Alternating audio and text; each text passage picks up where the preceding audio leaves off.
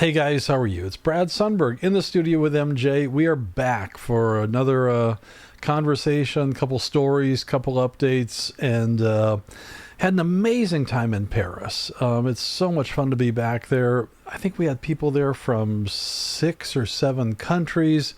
I got to speak to the Abbey Road students, had a really great lecture with them. And then while I was gone, we we released a podcast, and I did step in it on just a couple little details. So we're going to talk about that. I got to kind of clear the air about a couple things. But I have my tea. I actually have 2 cups of ginger tea tonight. I don't think it's going to last that long. But just got to take care of my voice, getting ready for a big trip coming up here. And but hang out, make yourself some tea, a cup of coffee, pour a glass of wine, whatever your thing is, and join me in the studio for a few minutes, and we're going to get caught up. So, cheers.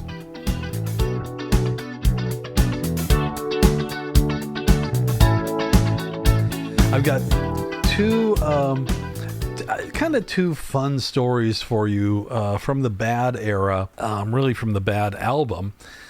Which I just happen to have a fresh copy of right here, Mr. Jackson's Bad album.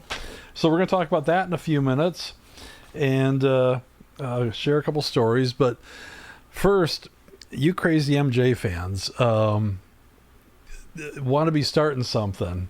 Last week, I mistakenly said that was written by my dear friend Rod Temperton. And you reminded me in no uncertain terms that Brad, you're wrong. That was written by Michael Jackson. And so yes, I have the Thriller album right here and the Thriller liner notes. And I glance here at "Want to Be Starting Something" by Michael Jackson. So I did know that. I just misspoke, and you guys were very swift, and most of you were kind in correcting me. So yes, "Want to Be Starting Something" was, of course, written by Michael Jackson. Really, really fun song. The reason I was thinking of Rod, and we'll get back to Starting Something in just a second, is Rod was such... I almost need to do an entire podcast just on Rod Temperton. What a talent, what a legend, what kind of this quiet, British, dry sense of humor just behind the scenes, but knocking out these amazing songs. Rod actually had me build not 1, not 2, but 4 recording studios for him in his homes. One in Kent, England, one in Bel Air, California, one in the south of France in Cannes, and then just a small little production room in London. And he was just a dear, dear family friend, good friend. He was good to my wife and my girls, and we loved Rod and Kathy, just some of the sweetest people on the planet. And I go back and I think about, we just lost B. Swedien a few weeks ago. We lost Rod many years ago. Those amazing times with, and we haven't even gotten into Michael yet. I mean, I've got 18 years with Michael, but with Rod and Kathy and Bruce and B and Quincy, just absolute legends, just some of the sweetest people you can imagine in your whole life. So when I think of the Bad album, and it's funny because if you look at the credits on the Bad album, Rod didn't write any songs on the Bad album. He was there the entire project. He was there every single day. He was, kind of quietly producing and arranging with Quincy. And he was contributing songs, but by then Michael was really cranking on his own songwriting. I did get jumbled up just a little bit with Thriller, and because Rod contributed so much to the Thriller album, but obviously "Want to Be Starting Something" was a Michael Jackson song. I also said something that I was wrong about, and that is the bottle percussion at the end of "Want to Be Starting Something." Let me tell the story the way I've heard it many times, and then I'm going to... Basically, I had to fact check myself. So, working with Bruce Swedien as long as I did, Bruce would talk about, some of the previous albums and some of the techniques that they did. And somehow he how do I say this gracefully? The way I understand it, Michael and Janet, and maybe, forgive me, I know it was Michael and Janet and possibly LaToya, when they did the demo for Wanna Be Starting Something, they played the bottles with sticks, and that was kind of how the whole idea started. Then it came time to do the actual record. Bruce Swedien had told me and other people on numerous occasions, I'm not throwing Bruce under the bus. I'm not. But he would say that was Michael playing the bottles on the final version. So then there's all these little stories about Sheila E. That Sheila E. claims that she played the bottles. So it's become just a little bit of like studio lore, who actually played the bottles on Wanna Be Starting Something. Clearly Michael and Janet and one of the other siblings did it on the demo. So I went back to the source. Bruce, of course, is not around anymore, but I went back to John Van Ness, he's another dear friend of mine, good guy. And John was there. He was in the room working with Bruce when those bottles were recorded. And it was Paulinho. It's Paulinho da Costa, which is what it says on the credits. And I don't know why I ever questioned that.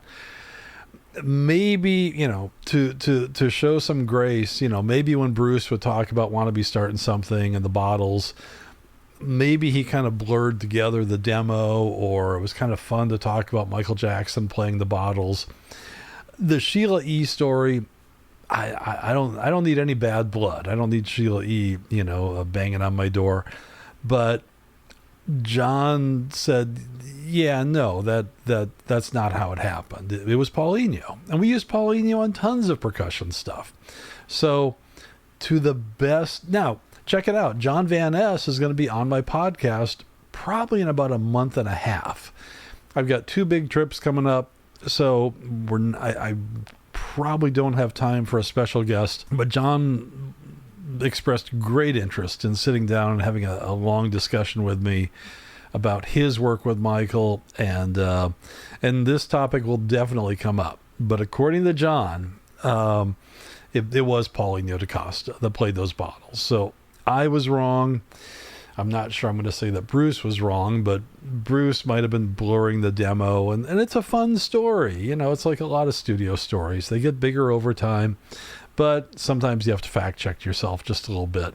And that's what I've been doing. So thank you guys for keeping me on the straight and narrow, because I love telling these stories, but even sometimes I get derailed just a teeny bit. So I wanted to do something today a little bit different. We've done kind of some of the vinyl battles and things like that, but I wanted to talk about the Bad album. And there's kind of 2 stories I want to share with you, and I think they're kind of fun. I hope you agree. Both of them involve the Bad album. Both of them directly or indirectly involve Michael, and they have one thing very much in common, and that's what are called Westlake speakers. Westlake was the studio where Off the Wall and Thriller and Bad were recorded. In fact, we used Westlake on almost every Michael and Quincy project that I worked on. But Westlake back in the day, Westlake was a really unique facility because they had, my goodness, at their peak, I don't know, they maybe had 7 or 8 studios, something like that. And they had a whole sales department upstairs. So they would actually build recording studios. They sold microphones. And then out in Newbury Park, California, they had a speaker manufacturing factory. All their speakers were handmade. Glenn Phoenix, Glenn is still around, still, I think mildly active in the industry. But Glenn designed the Westlake audio studio monitors. And go look it up. Look up Westlake Audio. It has such a rich history. I think at this point the studios and the speaker company are 2 separate entities. So you want to look up Westlake Audio and the speakers they make. And stay with me. I'm going to get to the stories in a second. So don't abandon ship just yet. The speakers they make, they're kind of boxy. They're not like beautiful, sexy, Bowers and Wilkins or Sonus Faber or whatever. They're just kind of big rectangular boxes, but they've been the studio standard for a lot of engineers and a lot of studios, literally for decades. Remarkable speakers. In fact, you can't see them; they're out of the camera lens. But I'm looking at the two Westlake speakers that Bruce Swedien gave me, my BBSM 8s, which I cherish and love those speakers. So during the Bad album, during the production of the Bad project, we're working in Westlake Studio D, the big room. All the cats are there, to sound like a cool studio guy. Rod and Quincy and Bruce and Michael and Craig and Mark and me. Over on the Synclav was Chris. And then, of course, security guys are popping in and out every now and then. Wayne and Marcus and of course, Bill Bray. And I think Jolie Levine was the production coordinator. So it's a big room and a lot of people kind of coming and going. But, Michael's at the center of it. It's the Bad album, big budget. And I don't remember the two stories I'm going to tell you. I don't remember which comes first. I'm going to do the Havenhurst story first. So as we were progressing through the project, Michael was still living at Havenhurst, and he also had an apartment, I think, on Wilshire Boulevard. So he was still sometimes driving himself to the studio, not every day, but sometimes. And I think he was mainly going home to Havenhurst. So Michael asked me if I could, this might have been even before I started working at Neverland. There was a lot going on in 1987, with the Bad album production and Michael, and he just bought Neverland, and I was kind of sinking into the team and really getting to know him and doing the best I could to take care of him. And he asked me if I could put a music system up for him at Neverland, at Havenhurst, so he could listen to the mixes and then dance. So I don't know who arranged the dance floor. I really don't. It might have been Jolie. It might have been, maybe he had it. I don't know. But I went to Havenhurst and I went upstairs, just kind of a big room up there. And he said, this is where I want it set up. So I worked with Westlake, and I think we just wound up loaning him a pair of speakers. They were the Westlake BBSM 12s. Now, if you just look at a picture, you're kind of like, oh, whatever. It's kind of a boring set of speakers. These things are thunderous. They were so loud. I think I had them hooked up for my geeky friends, my techie friends. I think I had them connected to a BGW 750 amplifier. A lot of power, no apology at all. And then we had an actual, what a beautiful machine this was, an actual Mitsubishi X80 digital tape machine. This was the first album that we did a lot of the mixing. I should tell you about the letters on the back of the album, the DDD. I may not do that right now. I might do that as a future. Most of you are going to have no idea what I'm talking about, but it used to be when you'd buy a record, a CD especially, obviously a CD, there would be three letters on it. It might be AAD or ADD or DDD, and it was analog or digital. So the three Ds meant that it was recorded digital, mixed digital, and mastered digital. And I'm pretty sure if you look on the Bad album, I'm pretty sure it's on the CD, I'm pretty sure it's a DDD, which is an absolute lie. We did not record that album digitally. It's an analog album, but we did the mastering digitally. We did some of the mixing to digital. It's complicated. I don't want to spend a lot of time on it. We put a Mitsubishi X80 two-track tape machine in this dance room for Michael. And on the Mitsubishi, I'm pretty sure it had what's called a level control, basically a volume control. And so I came out of the tape machine right into this giant BGW amplifier, and then I fed it to the Westlake BBSM 12s. Put them up on stands, and then we had the dance floor set up. And I brought Michael up, and I showed him. Michael didn't know how to run a tape machine.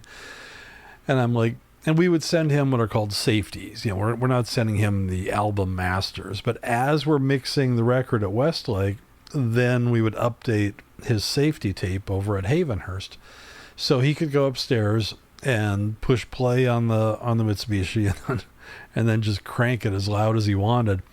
And it was just ferociously loud. It was shake the glass kind of loud, and he loved it. And that's where he could work out some of the dance routines, start to really get a feel for how the album was going to sound. Now, the truth is, I don't really know when he did it, because we were all in the studio basically 5 days a week. So maybe on weekends he was over there. I don't really know who would have threaded the tape machine up if the tape came off the machine, because there's a little bit of a trick. You have to know how to do it. But when I kind of think back to it, that was like the first system I ever built for Michael, was this giant playback system in the dance room at Havenhurst. And he loved it. It was big, it was loud. The bass coming out of those BBSM 12s would just pound on his chest.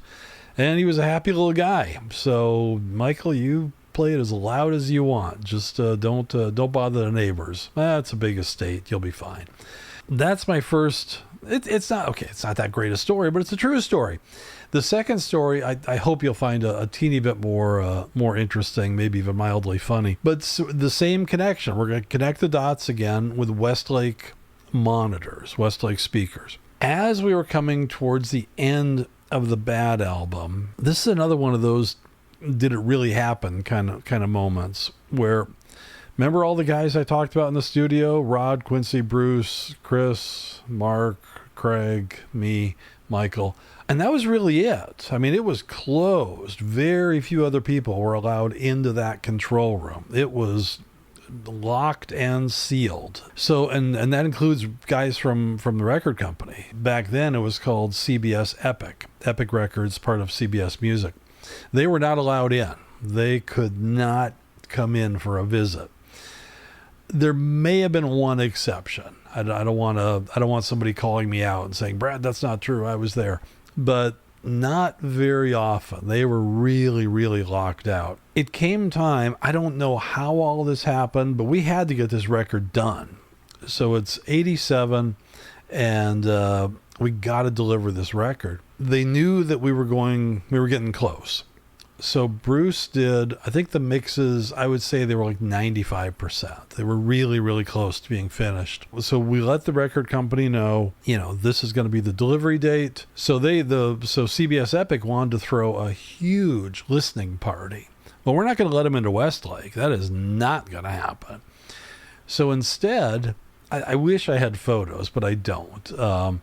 Somebody somewhere must, but CBS Epic rented the Beverly Hills Hotel, and they flew in all of their suits, their honchos. I mean, from South America, from Japan, from Europe, Scandinavia, New York. Everybody converged into the Beverly Hills Hotel, and it was going to be like on a Tuesday or something, and so somebody had to go over and play the music. Well, nobody wanted to. Michael wasn't going to. Bruce wasn't going to. So it was almost like one of those games of, whoever's holding the shortest straw. I got tapped to do it. Now, again, 87, I would have been 23 years old, I guess. So me and one or two of the techs from Westlake drove over to the Beverly Hills Hotel. The techs from Westlake, they brought what are called BBSM 15s. They're bigger than the ones that I put at Havenhurst. Great big speakers. And we had big power amps on them. Got the whole room dialed in. It was a ballroom. It's not a studio. It's a ballroom. So we got those giant speakers. I can't remember what we put them on, but they were really high up in the air so people in the back could hear. And so it was pretty cool. Basically the same speakers that Michael was listening to at home and the same speakers that we were mixing the record on in the studio were what the record company executives were going to hear the record on. Kind of cool, kind of a nice, we could have set up some PA speakers or something, but no, Michael's going to do it. We're going to go all in. And that's kind of how we all were. If we're going to do it, let's do it right. So we got the speakers all set up. I remember Bruce giving me there was a safety of the master tape. A safety means a copy. So it's basically virtually an exact copy of the master tape. And I went over with another digital tape machine. I'm not talking a little DAT. I'm talking an actual reel-to-reel Mitsubishi. I think it was an X80 tape machine. And we did not cut corners. If we're gonna do it, we're gonna do it right all the way through. I had the tape with me, and my instructions from Michael and from Bruce were, do not let anything happen to that tape. Play it once, put the tape under your arm, and leave. Don't give it to anybody. I mean, that comes right from the top. Don't give it to the president of Epic Records. So we had the system all set up. I drove over. I think we set the system up the day before, and then I drove over with the tape. And it's, I'm basically a kid. I'm a few years out of high school, and I think I was driving a little Honda or an Acura. I can't remember. It was not, the fine automobile. I probably had to give it to the valet, and I'm sure this guy is like, who is this kid? So I get out with my tape, Michael Jackson, Bad Album, safety copy, do not lose, do not loan, do not copy. And I walked back to the ballroom, and I seem to remember they gave me, I had the whole room to myself. I think that's how it was. Or maybe, I think his name was Larry Stessel. Forgive me if I'm getting that wrong. Larry might have been there just kind of because he was so close to this project. But he let me go in and kind of just test the tape, make sure everything was good. And then they opened the doors. And in they came, man. I mean, CBS guys, so, it wasn't Sony yet, but it was CBS guys from all over the world, and their wives, girlfriends, significant others, whoever. And this was really before, they might have had back then like bag phones or something, but nobody really had phones, so it was kind of before you could try and record this thing. I don't know if they had metal detectors or what, but I mean, it was a hard lockdown that this was not going to be copied, was not going to be taken out of that room at all. And they locked the doors. And forgive me, I should know who it was that kind of made the announcement. It wasn't me, because I would have been like shaking in my boots. Somebody kind of did a little welcome and told everybody, just sit back. This is the first time any of them had heard anything from this record. And then they looked at me, and I hit play on the machine. And I still remember, obviously it kicks off with Bad and The Way You Make Me Feel and Speed Demon. And for me, and this isn't to try and sound cocky or like a big shot, but I knew all these songs so well. So I wasn't really like zoned in, locked in, trying to memorize every sound because I already knew the songs. But for these other guys out in the audience, this was mind-blowing. And it was fun to watch. I mean, they were so excited. They are high-fiving each other, and I won't go so far as to say they were dancing, but maybe a lot of chair dancing going on. I mean, these are suits. And they're with respect. I mean, they're bean counters, and they're looking at if this thing should bring in a lot of beans. So the whole thing was really, really exciting and fun. I do remember the buffet was fabulous. I think I probably had my fill of shrimp cocktail that day. And then that was it. I mean, it got to the last song, which would have been Leave Me Alone. And I mean, it was arousing. Not they weren't applauding for me, but it was a rousing standing ovation and cheering and excitement. Because it's a remarkable album. So then I took the tape off the machine, I mean, I left. My job was done, and my job was to get out of there. I remember kind of walking out with this tape, and you kind of get all the, the knuckleheads. Oh, just deliver that to my car. Oh, let me, don't forget to leave my copy and blah, blah, blah. And so it's kind of that weird, I don't know, not a power trip, but kind of a, you're kind of the center of attention for a few seconds there when you're walking out with this nearly priceless recording under your arm. And it was really cool. And I got to go back to the studio, and Michael wanted to know how it went, and I was able to tell him that it went really well. Everybody loved it, and that's and then it was kind of the countdown. After that, pretty soon we sent it over to mastering, and it went out for manufacturing, and so by then the Epic guys all had their pre-release copies, but the whole thing was. I've used this word before, the word cocoon, and I think back to a lot of those sessions. The Bad album, it was a big cocoon. I mean, it was all the guys I talk about because we were all there almost every day.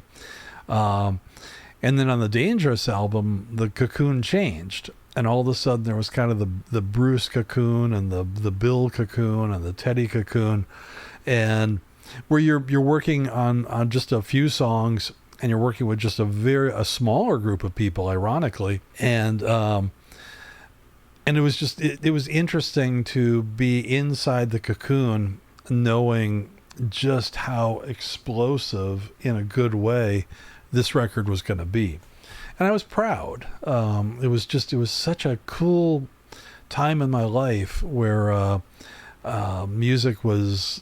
I was so excited to be in the industry and to be this close to Michael and Bruce and Quincy, and for them to trust me. And I've never, ever forgotten that or taken that trust for granted.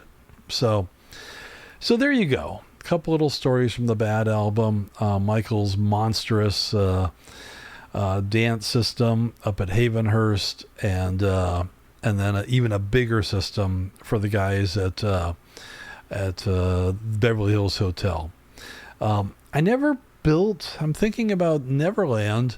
We built so many music systems at Neverland, but I didn't build a specific dance system for Michael. Well, let me think about that for a second. Kind of did in his master bathroom. I guess that sounds unexpected. Built a really cool system for him in his bedroom at Neverland, but the bathroom, my goodness, that was loud. That was just a thunderous system that I put in there. So maybe I'll tell that story another time. But we are so excited. By the time you hear this, maybe we've already been to New York, but I'm going to be at New York this weekend. We're going to be at the Hit Factory, 421 West 54th Street. I am so excited to be back at the Hit Factory. I've got Tony Black. Tony is one of our engineers on the History album. And Tony's won at least one Grammy on his own, so yay, Tony.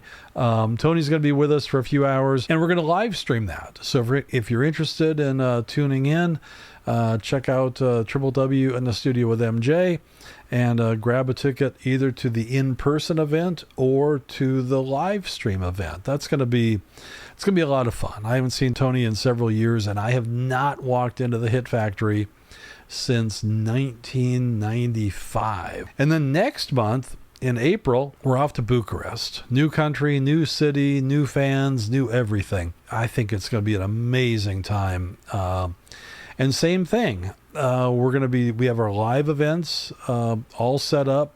And then we're also going to do a live stream from Bucharest.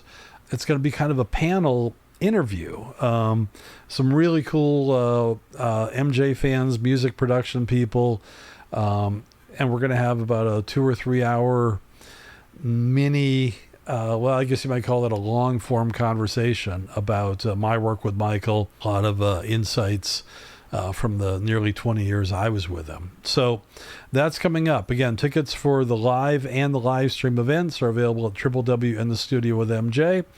More events to come. Love doing these podcasts. Love hanging out with you guys. Get yourself a ginger tea. Take care of your throat. Take care of yourself. God bless. I will see you soon in the studio. Take care.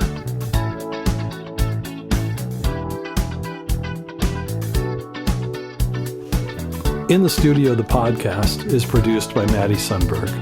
Theme music performed by Buddy Nuanez. Artwork by Andy Healy. Studio electronics provided by Golden Age Project, and studio acoustics provided by Acoustic Sciences Corporation. My name is Brad Sundberg. Thanks so much for hanging out with us in the studio.